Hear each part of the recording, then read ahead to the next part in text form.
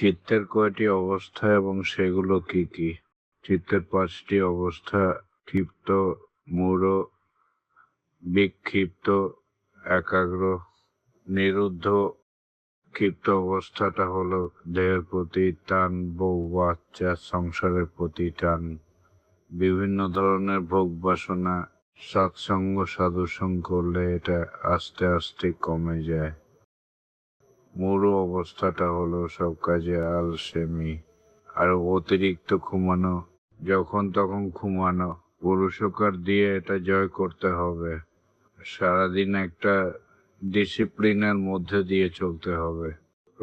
প্রথম একটু কষ্ট হলো, পরে এটা অভ্যাস হয়ে যাবে।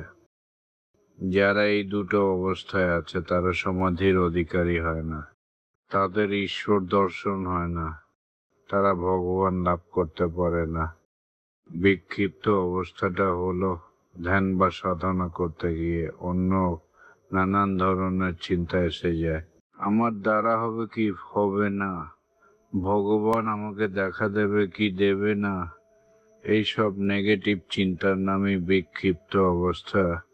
এর থেকে বেরোনোর উপায় হলো যেটা গীতায় লেখা আছে, অভ্যাস আর বৈরাগ, বারবার প্র্যাকটিস।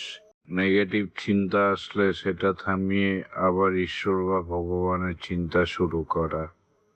এই অবস্থা হলে এদের সমাধিতে অধিকার আছে। ভগবান দয়া করে এদের দেখা দিলেও দিতে পারে। এর পরের অবস্থাটা হলো একাগ্র অবস্থা। এই অবস্থা হলো ধ্যান করতে করতে ধ্যানের মধ্যে ডুবে গেছে, এটাকে সমাধি বলে, অর্থাৎ ঈশ্বর লাভ বা ভগবান দর্শন হয়। এই সমাধিটা সংপ্রজ্ঞাত বা সবিক্লাপ সমাধি।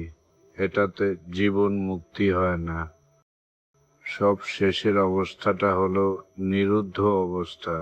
এখানে ভক্ত ভগবান, ধ্যান, জপ, সাধন, ভজন, দ্রষ্টা দৃশ্য দর্শন, জ্ঞাতা জ্ঞেয় জ্ঞান সব মিলেমিশে একাকার হয়ে যায়।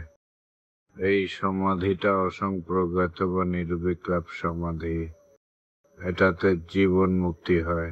জীবন মুক্তি মানে বাকি জীবন শুধু আনন্দতেই কাটে। এই জগতে কোনো কিছু আর দুঃখ দিতে পারে না।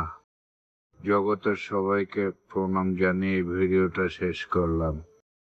কিছু ভুল বলে থাকলে কমেন্ট লিখে জানান। উঠাও সন্ন্যাসী, উঠাও শয়তান। বলো হরি ওম তৎসৎ।